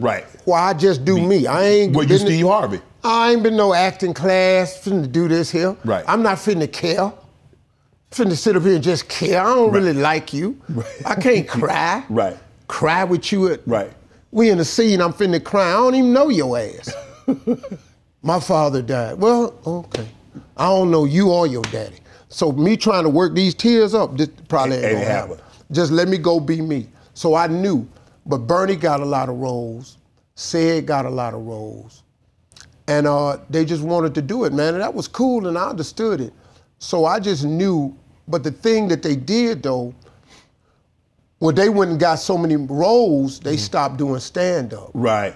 Me, I felt so strongly about stand-up, I never stopped. Right. When I got my TV shows, I still toured on the weekends. Right. And I never went back to comedy clubs. Once I was in them arenas, that's where I stayed. Yeah. So I just stayed in big theaters and arenas. I was going to the Staples Center, Nokia, Madison, by myself, take 2 people with me. Radio City Music Hall. I stayed right there while the guys was doing the movies. They got stepped away from the They stepped away from the craft, you know. But you walked away at the height of it, Steve. You walked away from the stand-up and really hadn't come back. Would you be willing? What would it take, Steve Harvey, to do the crypto.coms? What would it take for you to do SoFi? What would it take? How much would it take for Steve Harvey to do what they're doing on Netflix? You see everybody, you see Chappelle, Quake, all those guys had specials on Netflix. What would it take for Steve Harvey to give us 60 Minutes? Well, first of all, I have to be done with the TV career, because once I do the special, I'm gonna be done with my TV man, career. you cursing up a storm. You killing everybody, Steve. No, they gonna take me off TV. It ain't no way. The cancel culture too live. See, the reason I stopped was because I saw, okay, I got Family Feud, I got Little Big Shots, I got all this stuff being offered to me. At one point in time, I had 7 shows on TV all at once in one season. Wow. I had Thunderdome, Little Big Shots, Amazing Grace, Celebrity Family Feud. I had 2 other shows. Showtime at DePaulo had came back on Fox. I worked 7 days a week, man. I went through a 41-week period with 7 days of taping. And I knew that if I performed as a stand-up, that whole TV career would crumble. And I was making enough to really solidify myself in television. So in 2012, I had to walk away because I was at the height of everything, man. I had everything going for me. So now, man, then I watch Chappelle and Rock and all these boys get 60 million here and all this here. And I thought about it, but I couldn't dump what I had for that. Right. Because I knew the longevity, I was gonna make it up. Yeah. Anyway, so like today, man, this is probably been the first year I've been thinking about it. Just doing one more. And I'll probably have to call it something like "fuck it, I'm out" or something like that, because I know that's gonna be it. Right. It's gonna be career ending. Right. Because what I really want to say, I'm not gonna do a special unless I can say what I really want to say. Right. I want to be like Rock and have selective outrage. Right. You know, I want to be like Chappelle and really say some things. But what I really got in my heart to say, if I say it, my career is over. Why has radio been your most consistent staple? Because it's theater of the mind. Look, man, when it comes to adult contemporary radio, ain't nobody done it this long. Ain't nobody been consistently #1. I've been since the year 2000. I've done 23 years of black radio. I got the largest market share today. I got the largest number of people today. Ricky Smiley is my dude. I introduced Ricky Smiley to radio. Yeah. I told him he was the dude. I put Earthquake in radio. Yeah. I told him he was the dude. You know, D.L. Hughley, got him in radio. I told him he was the dude. And they've all watched. Bill Bellamy, all of them, Adele Gibbons. I've had Quake on, I've had Sid the Entertainer on, I've had Ricky Smiley on, and talked to others. Why were you like this? Everybody's not like you, Steve. Everybody said, well, this is what Steve did. Steve said, let's go down, we're gonna do these things, we're gonna do this, we're gonna do the radio show. Who was that? Say it, no, Quake. said he had you at Atlanta, Uptown Comedy. Yeah. He said they sold X amount. He's like, nah, we're not doing that. Give them their money back. We're going to do radio. Next morning, we're going to get up early, we're going to go get donuts, and we're going to go pass them out. And this is what we're going to do, blah, blah, blah. Ricky Smiley say Steve Harvey did this for the comedy. He got me in radio. Quake said the exact same thing. Said the same thing. Why? Because everybody's not like you. Everybody keep talking about we are black. We want to see black succeed, and they ain't trying to see black succeed. Why? See, man, when I was a little boy, my mama told me something. Remember we was talking about how your mama say something it don't really register then? She told me, she said, son, one day God gonna give you a big house up on the hill. When you get up there, you got to tell somebody else how to get on the hill. It didn't mean nothing to me, right. 12, 13. Right. But I've always kept that because there's room at the top. Yes. Because the top ain't crowded. You know, a dude named, this record guy, Ricky, I can't think of his name. He had a book out. The title of the book was, Ain't No Traffic on the Extra Mile. It ain't. If you go the extra mile, it's free out. You can do donuts. You can flip your car over. Ain't nobody gonna hit you. Right. It's room at the top. But we have an obligation as brothers to show each other how to get there. See, I ain't got to worry about you taking my market share, because what's for me is for me. Oh, okay. See, what I'm worrying about, that's what people get wrong. People think if they blow out your candle, it'll make their candle brighter. No, your candle still a little ass flicker. Your punk ass. I don't know how you think, because your little bitch ass done sat up here and blew my candle out. You think your candle finna be bright. Same punk ass flicker, dog. That same punk ass flicker you been having, because you trying to blow my candle out. That ain't how it work. You need more candles, man. Right. And so my thing has always been to uplift, to teach people the way it's done, show them how to do it. So Ricky Smiley is a competitor of mine, technically. But you put him on. So? DL, a competitor. Quake, a competitor. So you're not concerned, because there are a lot of people like, okay, I got a big house, but I don't want you in my neighborhood. You get a big house somewhere else, and maybe as long as it's not as big as mine, you don't care. You can put a bigger house right next door to mine. What they got to do with me? You got a big... Dog, I can't sleep in all these rooms I got now. What I care if your house is bigger than my house? What I care if you got more cars than me? I like my cars. But say, excuse me, Steve, how have you been able to handle that? Because you know that there are a lot of people that smile and say things in your face, and you know they say things behind your back. Dog. How do you handle that? Who are you? First of all, man, real players? Yeah. Them real dudes, they ain't reading blogs, and they not blogging. They ain't writing in the comment section. Real bloggers are not shakers and movers, decision makers, or power brokers. I give a damn what you say about me. You don't even know me. Most people talking about me don't even know me. Right.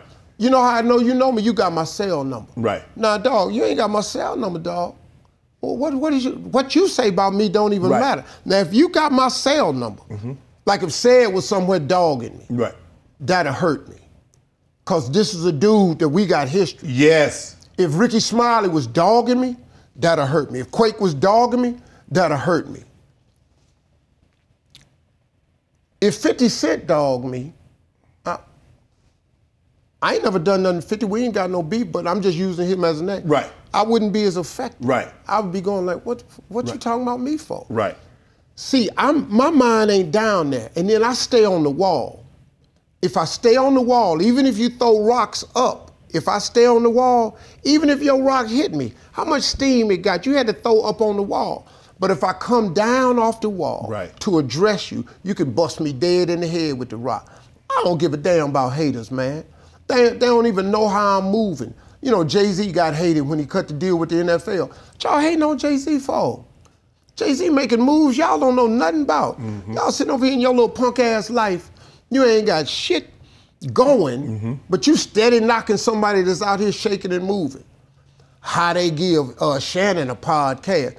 They ain't gave him nothing, he took it. He went out and built it. He didn't go get permission, he built it. How he got these people, dog, what you worrying about that? You know what, my grandma used to say something, she'd say, boy, sometimes God will put you in place people don't think you belong. And anytime you're somewhere where people don't think you belong, you know what they say, Steve? What? He don't deserve that. Who are you to tell me what God has made a mistake on me? He don't deserve this. He don't deserve to have Steve on his show. He doesn't deserve to have this. I'm like, bruh, you got so much going on for you. You don't want me to have a little success? Dog, what? The reason I'm doing this show, dog, is because of how you are, the way you move, the what stuff I hear you say. I've never heard a dude talking out loud that sound just like me. Dog, you got that bravado. Fuck how you feel. Yeah, I said it. And you strong with it. That's why I came here, man. Look, dog, let me tell you something. You the best dressed dude on television in all of commentary. You hear that? Y'all heard Steve Harvey say it? He the best dressed dude in all the commentary. Now I know who think he the best dressed. I know. I got TV, I watch. I ain't said nothing. But dog, this dude right here be killing the game. I'll be watching you. I'll be going. We killing the game, Hollywood. Dog, you said. straight killing the game. I'll be watching. I say, that boy Sharpe right there, that Cole right there, he cold. But then what you say though, skip your knowledge of sport. That's an instant. You played the game. But your commentary about these dudes' life, what you try to say to young people, man, so they can learn from you. And you use that hard, Southern, tough, grandma, granddaddy logic. It is. To where they got to go. They might not like it. Where he old. Yeah, I'm old too. Right. You old, Steve. I'm 66. Right. What the fuck you think that is? Right. But I ain't 23. I've been your age, you ain't been mine. Dog, see, I've been where you at. I already know that trip. You need to pay attention in case you get here. Right. Just in case. Right. If you got any plan, well, you old. Hey man, old is the goal. Yeah. Now, if you don't like old, here it is. Tomorrow, shoot yourself. Step your ass out in front of the bus. Motherfucker, go jump off building. You can stop this old shit right away. Old is the goal, dog. It's the whole goal in life. I'm so glad. Somebody asked me the other day, they said, if you could go back to any age, what age would you go back to? I said 65. Because, dog, this is the best I ever had. Do you wish in your 20s and 30s you had some of the knowledge that you've acquired in your 60s? Well, you know how much I'd have saved myself? You know the pain I would have been. I could have avoided homelessness. I could have avoided bad decisions. I could have avoided so many things. I could have kept money I lost. I wouldn't have been with some of the people I've been with. I wouldn't have did some of that. I wouldn't have went some of the places I went. See, now I'm together. You notice you don't see me on TMZ. Go through TMZ. I'm not finna be on TMZ. You know why? Because I go home. Right. I go home, dog. I go home. Can't film me in my house. Do you think people are actually, because this, what I've learned since I've been in TV celebrity is different than athletic celebrity. It's almost like people are trying to catch you in something, trying to get you in the wrong. See, they cheer for you when you're coming up, but they can't wait to see you fall. But the ones cheering, a lot of them is the one that's trying to bring you down. It's the very same ones. See, it's okay when they think they got a shot with you, but when they see your shot actually worked, and now they look at you as over them. And instead of trying to hold you up, they want to do everything in their power to bring you down. It's funny. Denzel taught me the best lesson. We were at Sweet George, whatever it was, out in L.A. This restaurant used to be very popular. And it was one of the nights, Sam was up for an Oscar or something. And we were standing there at this thing, and Denzel said, I'm gonna show you the difference between me and you. He said, I'm a movie star, you a TV star. He said, watch this, just stay with me. People would come up, oh my God, Mr. Washington. Oh my God, Mr. Washington. I watch every movie, I go everywhere. Thank you so much, it's so great. And just treat him with reverence. He said, you know why, man? He said, because to come see me, you got to get a babysitter, get in your car, stand in line, buy a ticket, stand in another line, get your popcorn and stuff, go to a seat, wait, and I come up on the screen 25 feet tall. He said, then they leave and they don't see me no more unless they come to another movie. He said, I'm a movie star. He said, watch how they come up to you when they know you. As soon as they see me, Mr. Washington, oh my God. Steve, what's up, man? Hey, Steve. They know you. What up, dog? Bro, you so great. Steve, remember that time? And I'm looking at him. He said, you see the difference? He said, the difference is I'm a movie star, you a TV star. They got to pay to come see me. They invite you to their house every day. Oh. He said, dog, they think you a relative. He said, don't nobody have nobody come to their house unless they like them. They invite you in their house. They're in there making sandwiches, sitting in their drawers, watching you. You a relative to them. He said, so man, when you go out in public, you got to be different from them than me and Sam. Man, let me tell you something. I was on vacation with Sam one time, Samuel Jackson. We was in Portofino, we had finished dinner one time. We walking back to go get on this boat. Hey, you're Samuel Jackson, I want to take a picture. He said, what's the magic word, motherfucker? That's him. And I went, Sam. And it froze the white dude. He said, no, I'm taking a picture. He said, I said, what's the magic word, motherfucker? Please. And I'm going like, man, I don't even know the magic word, but I just want to give it to him. I thought it was a riddle or some shit. And so his wife, LaTanya, was going that, Sam, no, man, fuck that. What's the magic word, motherfucker? And he done said it so harsh. The guy said, please? All right, come on, take a goddamn picture. Steve, can I get a picture? Yeah, come on. You ain't got to give me no magic word, dog. I'm on TV. We different. Sam treat you any kind, because Sam, look, you one person with $25. He don't care. What? I move different when I'm in public. I got to be a lot more accommodating. I'm loved by kids, old people. Right. I got somebody, grandmama, my grandmama love you. I got to take pictures, puppies and shit. You know, I got to be that, man. I think it's amazing, Steve, that you've allowed so many people to eat off your plate. People don't realize how much money is out there. And I mean, think about all the billionaires and all the millionaires. And there's still money out there. Plenty. But we haggle over a few dollars. See, because you know what it is, we get to a point that we ask God to get us to. Right. And then we want to complain about it and safeguard it and act like it's fitting to go away. There's a saying, man, that I love. It says, I can't complain about how much is on my plate when my whole goal was to eat. Right. So now, dog, you got all these groceries on this platter. My platter full. Dog, I can't let you have some. Right. Or I can't show you how to get a platter. They making money, they printing money every day. Right. It's available, man, and you get more of it. And I think that's a big part of my success. I think because God will always keep me covered. Right. Because I just honor the principle of I don't mind helping and sharing. You definitely don't. Man, I've given people stuff. When the story do get told, I've actually thought about doing a documentary myself. When the story does get told about the number of people that I help that I don't even know. Man, the kids me and my wife done sent to school that we don't even know, the scholarships we done passed out, the things we've done. I'm talking about people when the hurricane came through and wiped out the Bahamas, man, you had no idea how many people we went over there and helped, what we did. And it's because I understand that principle. And the Bahamas don't owe me nothing. Right. And the people that get these degrees don't owe me nothing. But God gonna give me back tenfold. Dog, I'm always working. I'm always good. I'm always showing up with some new project. I just keep showing up, man. Right.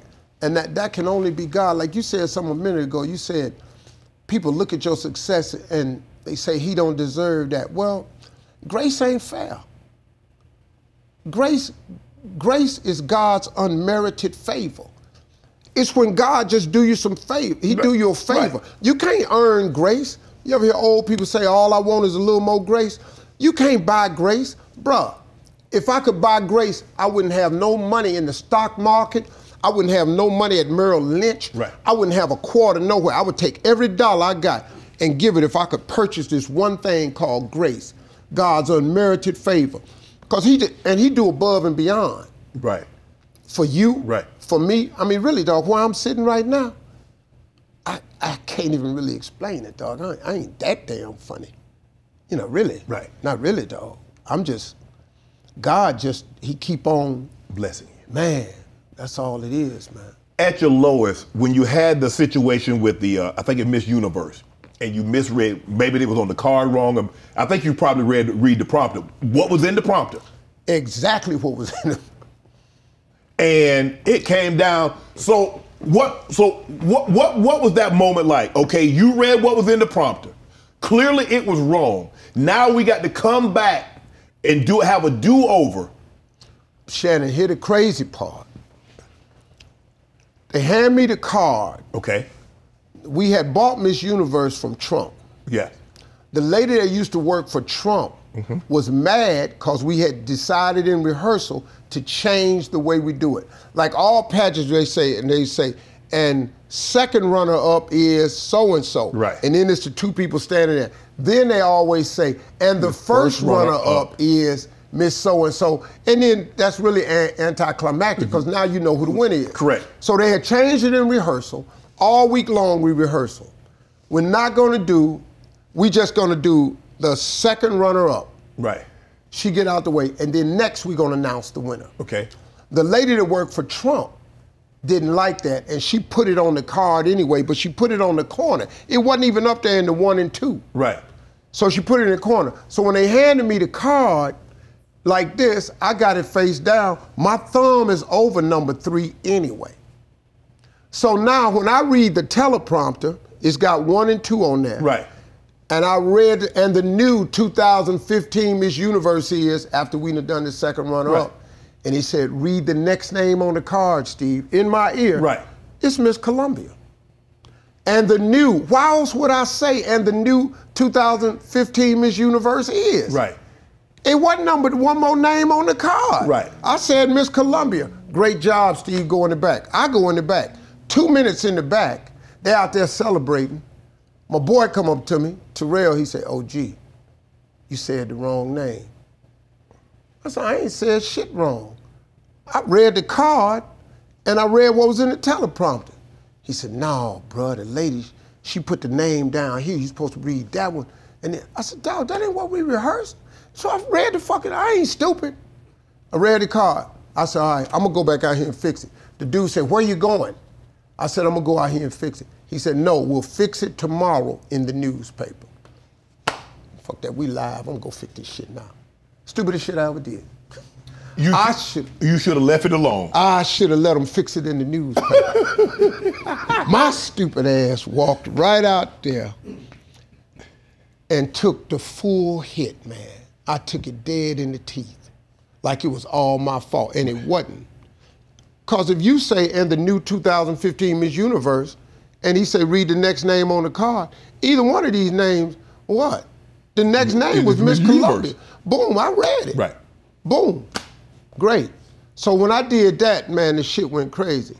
I didn't know how crazy it was until after the show, man, and I went to the press conference, and the Colombian press was there. This dude was in my ass, man. How could you do something like that? This has never happened before. I said, hey man, shit happened. You know, I said I read the wrong name, but I really didn't. But I'm just trying to fix it. You bit the bullet. You took one for the team? Took all of it, man. The cue card lady, her job gone. The director ass gonna be in trouble because he said read the next name. Right. I ain't do none of that. I said I read the wrong name. So I went to dinner with my wife to Nobu that night. I'm feeling a little sick in my stomach, but I went to bed. When I woke up the next morning, oh my God. Oh my God. It was I had never seen anything like it. Sky's falling. Bruh, I was everywhere. I was the lead story of everything. I've never been ridiculed.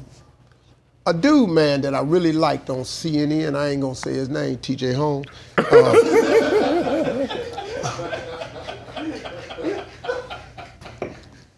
He beat you up pretty good? Told my ass, man. I'm cool with the bro. When he first came down here to Atlanta, man, I took him around. I'm hanging with him. We cool. I'm watching, seeing that this dude is roasting me. How could he? Oh my God. That's got to be the most absurd thing. What was he thinking? I'm sitting there going, damn, TJ. But then a couple other people I thought I was cool with. You know, everybody was attacking me. But it was a funny thing, because I just wrote on my vision board, I was asking God to increase my global brand and persona.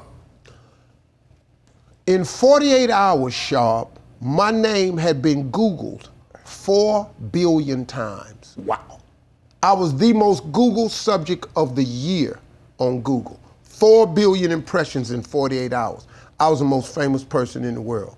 God had increased my global brand and persona.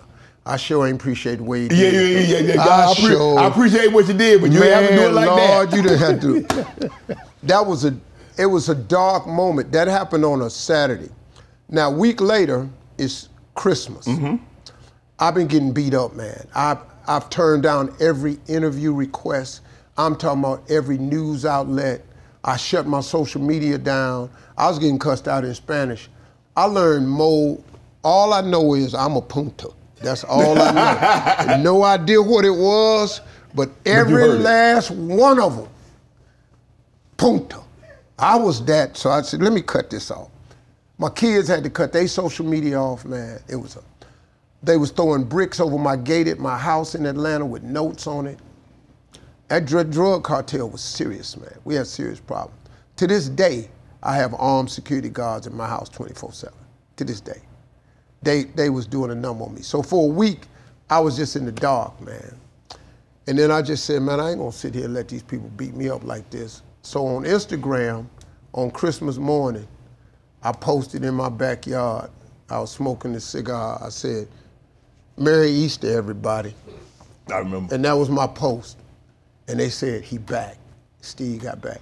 And I waited, I came back on my talk show, and in February, I did no interviews about it until I brought Miss Columbia on my show to apologize to her. Because I had to apologize to her father. Right. Because her father was mortified, man. And I would have never done that to nobody's daughter, man. So. Right. But then after that, man, like my wife and I, we have 13 villas across the world that have been given to us as gifts from different countries for being the most honest man on TV. We vacation for free all the time. We can go to villas in 13 countries. You have a villa access anytime you want it. And then I got a T-Mobile commercial out of the deal, the Super Bowl commercial, that year on T-Mobile. I made more money in that one Super Bowl commercial I made in all the damn Miss Universe put together, so. But now you own a piece of Miss Universe, Miss America, Miss... Just cash. So Miss Universe, Miss Teen, something, Miss America. Because when they told me to come back next year, I said I'm not coming back. Yeah. Because y'all let me eat this bullet by myself. Y'all never said he read the teleprompter. The company never came out and said, I'm the director, I told him to say that. Y'all just left me hanging. So I'm not doing this no more. I said, I'm out, I ain't doing it. My lawyer's sitting right over there, man. He said, I tell you what, he get ownership or he don't want it. So then they gave me ownership. I went right on back to work, smiling hard as hell. I'm reason you lost everything twice. Yeah. In 2005, you had $1,700 left. This was after Kings of Comedy. Yeah. You got $1,700 after you made, what, like $30 million on that tour? Dog, we made more than that. And you got $1,700 to your name. What the hell happened to the money? Yeah, it's called a divorce. I got jumped on, man, like, but it was even before the divorce. Right. Cause, not gonna say who did it, but they got in cahoots with my financial planner. And I was writing checks to the government for 7 years. Right. Writing tax checks, signing the tax checks, giving them to turn in. They was keeping them, taking the money out the account like I was paying taxes and keeping it for themselves. When my accountant passed, a lady went in the office and found a box on the floor, and I had 7 years of unpaid taxes. And I'm thinking I'm even. And then my lawyer said to me, hey man, you ain't paid taxes in 7 years. Ooh, so you haven't paid in 7 years plus the interest. Then I had saved some millions, but before I split the assets, she took all of that out the bank, moved it. See, the funny thing, I got divorced in November 2005. But then they went on a rampage to destroy me and act like we was in a divorce fight. We were actually just trying to split some assets. Right. The divorce was over. Right. It was no fight for nothing. Right. It was just, let's split the assets. But you took all the assets. Right. And I was stuck with this tax bill. Right. So I had to pay 7 years of back taxes with interest and get current. I was in a world of trouble, man. So when I looked up, man, I had $1,700. But that's when I went to New York and signed the contract for syndicated radio. Here come God again, rescuing me. That just gave me a little bit of money. I wasn't making what I make now. I make like 10 mil a year off radio. Back then, you know, because I just wanted to get in the dough. Right. And that kept me at least be able to survive. Right. And then that was 2005. I reconnected with Marjorie in 2005, right after the divorce. 2006, she came. You reconnected. So y'all had dated before? I dated her in the 80s. Really? Yeah, I dated her in the 80s. I thought they say love is like an eclair. Once it goes cold, it can't be reheated. Your mind ain't go cold. Red hot, poker hot, hot tamale hot. I'm talking about Tabasco. So it's just I got in trouble. Right. When we started dating, I became homeless. Right. Wasn't no cell phones. Right.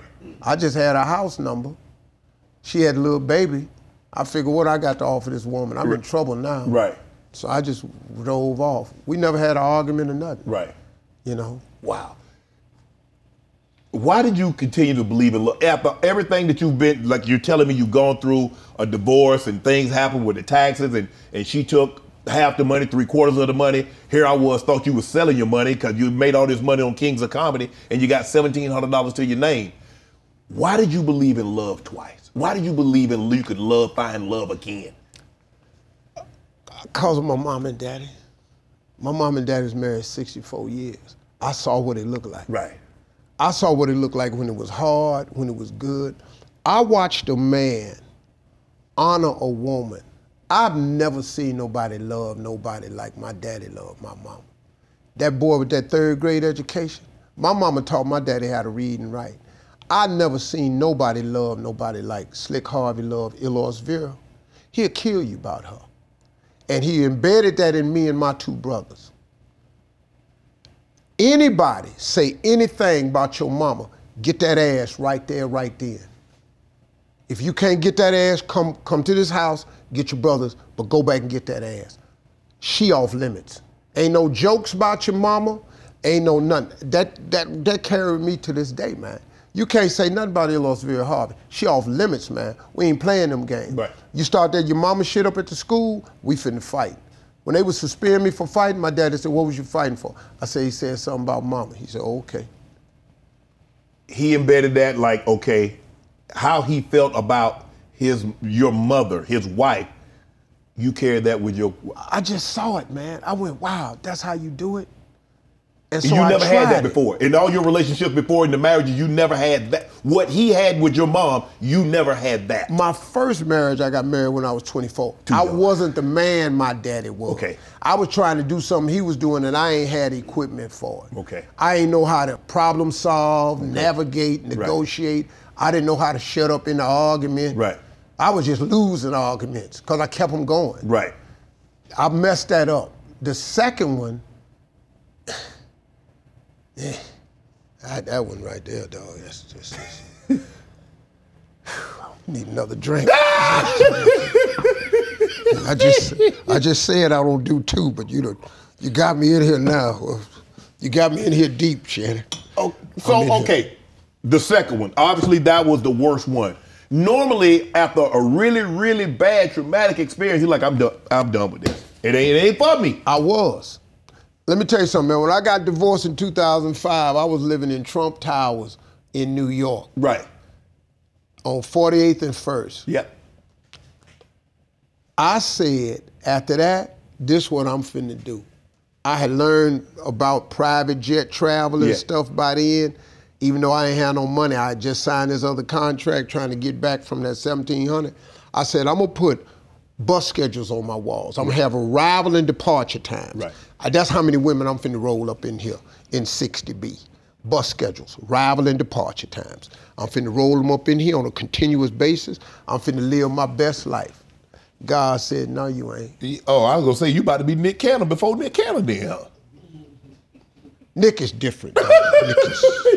Nick is, I know where the drugstore at. So you was like, okay. I'm sorry, I don't want to say, sorry, Nick. You said, okay, Nick, I don't know where that came from, Nick. I swear to God. It's a Kevin Hart prank. I didn't mean to say that. I don't even know. Did I just say I know where the drugstore at? You just said that. I don't even know where that came from, man. See, that's that gift that just fired off. Yeah. But yeah, man, that was the plan. How did you and Marjorie reconnect? God said, no, you not. No, you not. You not finna do that. You finna get yourself together. Now, you done lost everything twice. Twice. You want to do it again? You want to do it again, or you want to see what I got for you? You like a cat, Steve. The day after my divorce, I went to Vegas. Okay. I'm gambling. My bodyguard Boomerang on the phone talking to this girl named Sharon in Memphis. He asked about Marjorie. He said, Marjorie doing pretty good now? And I hadn't talked to her in years. Right. Boom tapped me on my shoulder and said, hey, man, I got a phone call. I said, dog, I'm gambling. You know, I don't talk to nobody. He said, no, dog, you need to take this phone call. So I thought something was wrong. So I got her from the roulette table. I said, hello. She said, boy, what you want? I said, Marjorie? She said, yeah. So I just said, so how your punk ass husband doing? That's the first thing I said. Because he's a punk ass dude to me. I still hold strong to that one. I've never retracted that statement. Okay. I said, how your punk ass husband doing? Because I had heard she had got married. Right. She said, boy, I've been divorced 3 years. Uh-oh. Light bulb go off? You start smiling? I'm talking about, man, like a halogen light bulb, and they hadn't even been invented then. Ding! I ended up going to Memphis, met her for lunch. She told me about her divorce. I said, I'm divorced too. She said, boy, shut up lying. Because it hadn't went public. Right. And she said, shut up, I know you got married again. And I said, no. She didn't really believe it. It took me 2 weeks to convince her. We talked on the phone that New Year's Eve. She was in Hawaii with her kids. I'm on the phone with her all night, man. Just remembering stuff. Hadn't seen her.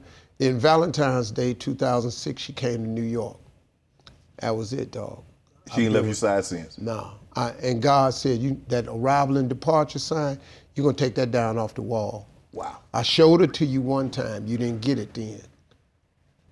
And after her, man, I mean, really, you look at my career and my life after her, it's just been a rocket shot. You credit her for everything that we see Steve Harvey sitting here today.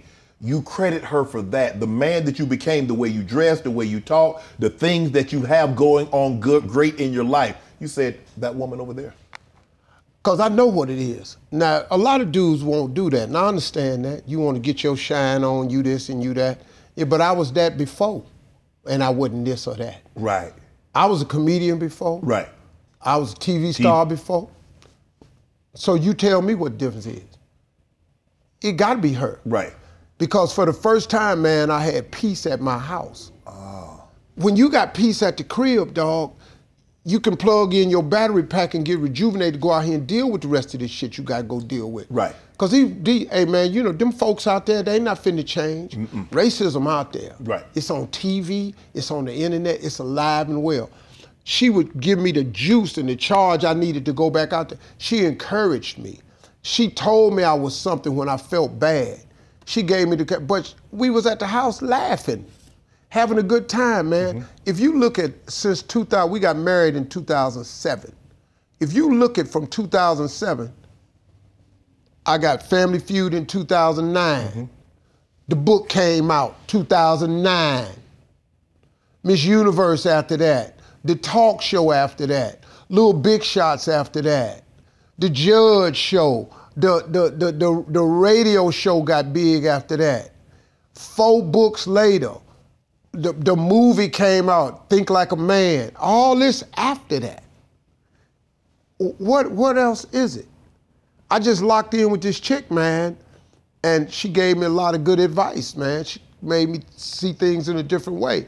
And it was her, man, and it's okay, man. It's people don't want to do that now. I know they tired of hearing me saying, but what you want me to say? Shit, I ain't got nothing else for you. Shit, it wasn't just all me. Right. She gave me the mindset to be me. And that's crazy, man. It's like there's a dude named Nuri Muhammad. Mm-hmm. I wish I had my phone, man. You could hear what this dude said about relationships. It's the coldest thing. He said, other than your relationship with God, who you choose to spend the rest of your life with is the single most important decision you will ever make. Because your other half will either your other half will be your better half or make you half of what you could be. Wow. She will either inspire you to greatness or reduce you to mediocrity. And then he went on to talk about, he quoted Minister Louis Farrakhan, and then at the end of it he said, so choose wisely. And that was the first time, man, that I'd ever chose wisely. And it was the best thing, because a woman like an elevator button, man, they can take you up or down. If you get the right one, you got something. Mm-hmm. You get the wrong one, but it's like a man to a woman. If you get the right man, you can go somewhere. Right. You get the wrong man, you off. Like I heard you say one time, well, I was laughing so hard, you said you paid for a divorce. Yeah. I said, this dude right here was committed. But see, I want people to say, she was getting a divorce already. I didn't break the home up. I don't give a damn. Because you know how people take it and run with it. Yeah. She was getting a divorce. And he owed the money. Right. Right. What's wrong with that? Right. I'm trying to invest in my future. Right. See, these dudes kill me. That's what's wrong with this generation today. These young boys today, what do she bring to the table? The hell you mean, man? What do your ass bring to the table? You got a woman that can come to the table that can make another you. What else she need to slide up to the table with? What about your job? What happened to men who were supposed to be responsible? Do you know that it's our job to take care of a woman and some children, to have a family? That's our damn job. But what happens to when the woman tell you, I don't need a man, Steve? Well, they need to, what? Okay, if you don't, how that's working? You know, how that's working? Who don't need no man? I'm independent. I can do for myself. Yeah, but why do you want to? Yeah, okay, you can drop a transmission. You can sandblast your house. But hell, do you want to? No. If somebody could get out there and drop this transmission for you and sandblast your house, why don't you go get your nails done? I'm not trying to reduce a woman to nothing else. Be all you can be. But damn, who don't need a man? That's a lie. What man don't need a woman? I tell you what. Try to live without them. Try to live your life without women. This ain't about la-da-da, man. This is some bullshit without women. If it wasn't for women, what would you? Aristotle Onassis said it best. He said, if women did not exist, all the money in the world would have no meaning. Dog, women is everything. They catch me out. They the lick, man. But these young boys done forgot it, because these women out here, they've had to be independent because they ain't got the right man. Okay. But this system of marriage is still good. Okay. This system of a man taking care of a woman, that's really how it's supposed to be. All the rest of it's bullshit, man. And y'all need to quit tricking yourself with this new way of thinking. Because this new way of thinking ain't getting y'all no damn where. I'm sorry. I got in trouble on one time. This group came after me because I said Marjorie belonged to me. And they said she's not a possession. She's a person. She's a human. She is. She mine. What is you talking about? She belonged to me, but I got news for you. I'm hers. I belong to her. See, if you don't like that system, carry your punk ass on. Go do something else and let me know how that work out for you. I want to belong to somebody. Right. I want somebody to belong to me. I take care of my wife and my family. Did you ever feel like you belonged to somebody? In your previous relationship, did you feel like they belong to you or you belong to them? Yeah, I did my first marriage, yeah. I felt that way. I just didn't have the equipment. I just wasn't the man I needed to be. Did the best I could. I just came up short. You know, I've apologized to her because it really was my fault. I got married too young. Right. You know. How's your relationship with her now? I mean, we cool, we cordial. Right. You know, we cordial. Okay. You know, she gave me 3 beautiful kids. I got twins, my oldest son sitting over there. Right. You know what I'm saying? So. How you got 3 kids, Marjorie had kids. How was the blended family? How did that work, Steve? Oh, that shit hard. that shit. I thought you were gonna get me cool by y'all. Like, oh, no, that shit hard, dog. They wasn't in agreement. They went bowling one night in Memphis when me and Marjorie first got together. We brought all the kids together, all 7 of them. And all the girls went bowling and came back and decided they didn't want us to get married and said they don't think it's the right thing to do. And they need more time to get to know us. And I'm sitting up here looking at some people that ain't got shit. I'm sitting up here going, y'all ain't got a relationship, a good-ass job, a career. I'm paying for colleges and shit. I don't know how I'm listening to y'all making some damn decisions. Y'all ain't got one boyfriend that done work thus far. So I don't know how the hell you finna tell me how to live. My sons was over there cool with it. Broderick, Jason, and Wynn, they sitting over there, they cool with everything. Right. The 4 girls, total, just mayhem. Totally against it. Totally against it. Ain't none of them got nobody. So why am I listening to them? How did you win them over? I didn't. You're like, I'm doing this. Me and your mama, we doing this. Dog, I love this girl. This girl best thing for me. Now we gonna work. Now we gonna create an atmosphere of love and everybody's invited into it. Right. And everybody wanna come into it can come into it. Mm-hmm. And it was a point, man, where like all of them except the oldest one, my 2 daughters had graduated from college. Mm-hmm. Morgan was out of college. So the 3 girls were living on their own. Everybody else lived in the house. The 3 boys and the daughter. And Lori grew up with 4 damn brothers. Right. So she was, and we could protect Lori at the house with them brothers. Right. Shit done got out of hand now. We can't, you know, we can't watch it now. Yeah, you can't watch it. Because I'd have been there sawed off a bunch of these little, you know, but like at the house, we had full control of what was going on. Right. And it was hard, man, because they were trying to evolve and get to know each other. And, you know, some of the relationships is really good. And some of them is just, they cordial, you know, but that's just the way it is, you know. And I'd love to tell you it was a kumbaya moment. We had some great family vacations. We've had some great times recently. We had great holidays. But, you know, I think for the closeness, the boys are the closest, you know. Right. And then Winton and Lori is the closest of them all. Mm-hmm. Winton and Lori, they mud together. Right. They mixed, but you know. And then the boys, they good, you know. The sons, they all good. You have you mentioned you have 13 villas, you have all these lavish places. Where does Steve Harvey go to relax? To just be Margie's husband? 1,600 acres, an hour, 30 minutes south of Atlanta. I bought we bought the Chick-fil-A ranch, 1,600 acres. Is that where you be fishing at? I got 9 lakes down there, Sharpe. You gotta come down there. I come down and beat you. No. Hold on, Steve. You can come down there and fish. No, I'm gonna beat you fishing, Steve. I know that. You know, everybody says I'm from Steve. I grew up in rural South Georgia. Yeah. How old you say you was? I'll be double nickel in June. Yeah. I'm 2 6s. Steve. I got 11 years on your ass. I caught a fish so big the picture weighs 6 pounds. I'm telling you, Steve, I fish. That's some Shannon Sharpe mess right there. I caught a fish so big the picture weighs 6 pounds. Boy, but I got some hogs down there. Let me tell you something. I got a lake for you that I don't let nobody fish. What you got in there? What you got in there? Trout, crappie, catfish? Trout is in there right now to feeding, but they're gonna die off soon as it's 70 degrees. They're gonna be dead. I used to use them for winter fishing. Right. But man, I had a guy come through and turn my lakes out for me. I killed off all the fish. I bought in nothing but big female bass out of Florida. Ooh. Nothing but females. Big mouth. So they ain't sitting on the beds nesting and all that. They steady hunting. Yeah. I put 400 pounds of bluegill in there. And they just walking around just eating their ass. Well, that's what I want to fish in.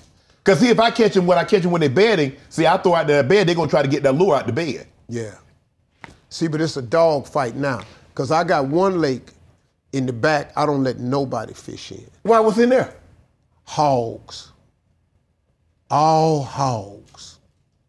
I loaded back then 5-pounders in there. So they probably like 7, 8. No, sir. I got hogs. Oh, you got some double digit? You got some? Yeah, dog. I got a 12-pounder. I'll show you a picture. You catch and release though, right? Yeah, all the time. I got chips in my fish. Okay. My fish is monitored. Okay. That's why I don't nobody come back there. I catch you with a string of fish. I'm gonna shoot your ass. Dog, you gonna get, I'll shoot your ass. If I catch you frying fish. Is there any fish that you eat out of there? Yeah, I will. I got one pond where you can fish and eat. Okay. You know, or any trout you catch, you can eat. Right. But they're gonna be gone in a minute, because once that water hits 70, they're gonna die. Right. But them bass, my hybrid bass, for my kids' camp that come down there, we can cook them. Okay. But I don't really got much of that going on. Right. You know, I very rarely do that. You know. Man. You got to come down there. I'm gonna come down there. So that's where you go. You got this big mansion on the Chattahoochee. Mm-hmm. Is that your prize? Yeah, I can't complain about that. That dropped Overlooking in my the half lap. of Chattahoochee. That dropped in my, man, my girl did that. My girl bought that house when COVID first struck. Right. And I told her, baby, we can't buy no house like that. What are you talking about? They just sent me home. Family Feud shut down in March. Right. We taped from March to the summer. Our income. Yeah. I said, baby, we can't do nothing like this right now. You know what Marjorie told me? What? She said, Steve, you don't know how much money you got. You make it, I'll watch it.